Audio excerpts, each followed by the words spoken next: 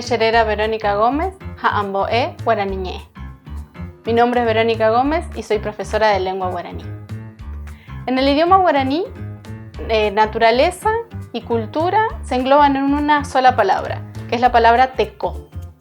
Tecó significa varias cosas: costumbre, forma de ser, forma de vida. Por ejemplo, la expresión tecoporán es el buen vivir.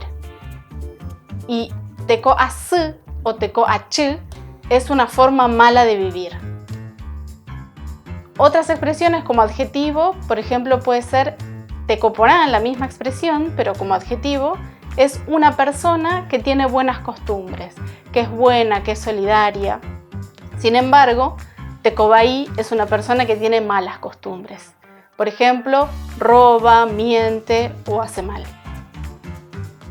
Después, con respecto a las palabras que están vinculadas con la naturaleza, podemos hablar de palabras como que significa agua, ubu, que significa tierra, ubirá, que es árbol, o ubutu, que es montaña, cerro.